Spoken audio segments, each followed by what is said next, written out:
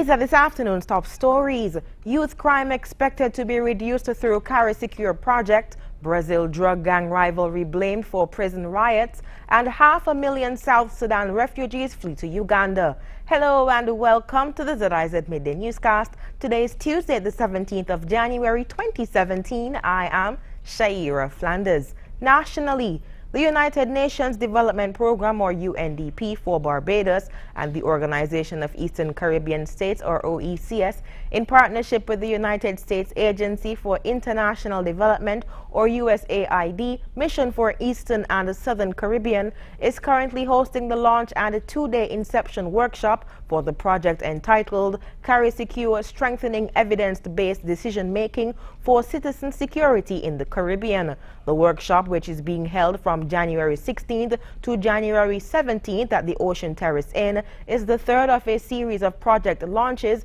which will see the implementation of Carry Secure in 10 Eastern and Southern Caribbean countries, with specific emphasis on the USAID priority countries of Guyana, St. Kitts and Nevis, and St. Lucia. Speaking at the opening ceremony, Stephen O'Malley, UNDP resident representative for Barbados and the OECS, said the Carry Secure project is about strengthening evidence-based decision-making for citizen security in the Caribbean. He added that the event was important as it rolled out the new Citizen Security Project in St. Kitts and Nevis.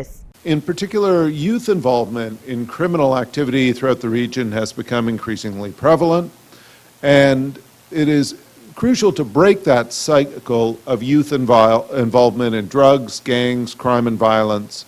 That requires much more than just the sanctions of aggressive anti-gang policing, better community policing, fewer firearms, effective counter-narcotics, and improved rule of law. Government-to-government advisor for USAID Mission for the Eastern and Southern Caribbean, Mansfield Blackwood, said that the goal of the YES project is to reduce youth involvement in crime and violence across the Eastern and Southern Caribbean. We all know about the challenges of our young people and their involvement in various negative ways in each of our countries, with no exceptions, right across the region. And so we, as Juliet mentioned before, we spent quite a long time going through various different scenarios and hoops and jumping hurdles to develop and design this Youth Empowerment Services project. So that we're doing over the next 2 days is very important, a very important piece of our Youth Empowerment Services project to drive the process. The whole issue about data gathering and data assessment, very important.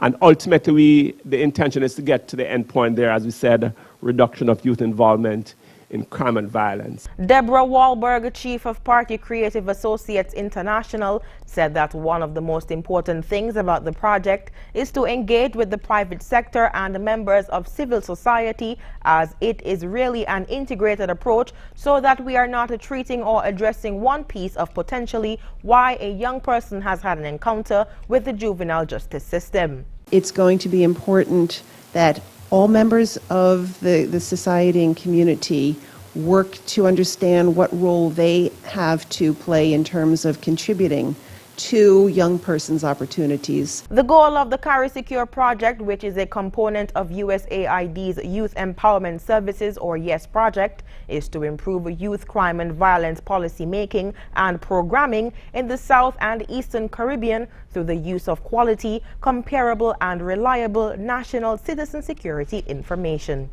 A search warrant executed by officers assigned to Police Division B, officers of the Defense Force, and a team from the K9 unit on a residence in the Willets Housing Project in St. Paul's has resulted in the discovery and the seizure of an illegal firearm and a quantity of marijuana. Seized was one Springfield .40mm pistol and ammunition and a large quantity of marijuana.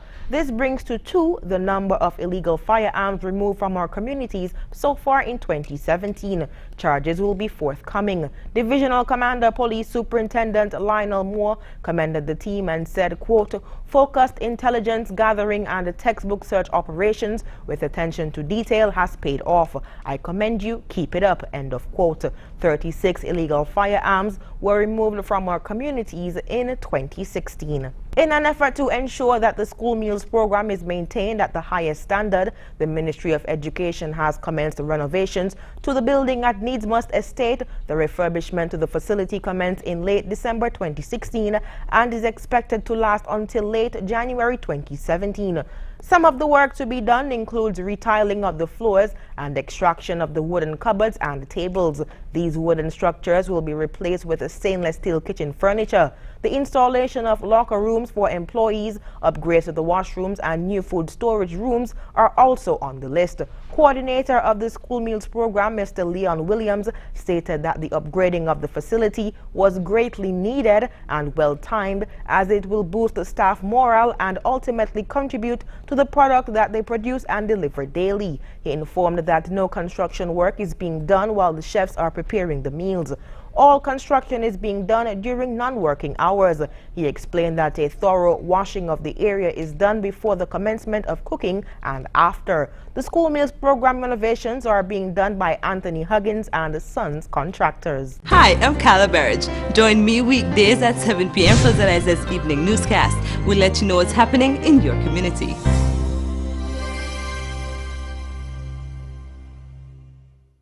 Welcome back. Moving on to news on the regional scene. A wave of riots in Brazilian prisons this month has turned the spotlight on a feud between two of the country's biggest drug gangs. Their rivalry is being blamed for the violence, which has so far left more than 130 people dead. Al Jazeera's Daniel Schwemmler reports from Manaus. It's a public park now, enjoyed by Sao Paulo residents. But it was the scene of the darkest moment in Brazil's prison history. The 1992 police massacre in the Carandiru jail of more than 100 inmates. The building was demolished in 2002, but out of it grew the First Capital Command, or PCC, a gang to protect prisoners, now a major drug cartel. That on one side they demand fundamental rights of treatment in prisons, and on the other side they want to continue their business, which is the drug trade. The leaders are sent to these more faraway prisons. Their slogan is peace, justice and liberty, reinforced with brutal violence. Life is paid with life, blood is paid with blood. The idea that there is a control over life is still very powerful, and the stronger you are, the more brutal the killings, more fear and respect you receive. The PCC uses its bloody logic to continue recruiting in prisons and is now powerful in the most remote corners of Brazil, like here in Manaus, in the heart of the Amazon, the hub of routes that take cocaine from neighbouring Colombia, Peru and Bolivia to markets in Brazil's southeastern cities and beyond. Difficult to regulate, almost impossible to police. The Amazon River and its thousands of tributaries deep in the jungle. Brazil's warring drug cartels are merely the latest trying to exploit its remoteness in pursuit of illicit riches. The recent prison violence was thought to be the result of a falling out between the PCC and the Rio-based Red Command. The dispute between two of the biggest gangs for drug trafficking routes and the fact we managed to improve drug seizures were reasons for the massacres. Less drugs, less profit, more violence. However, experts say the pragmatic PCC will seek an agreement since violence is bad for business. But revenge for the killings has been threatened, while gang leaders have been moved to other prisons.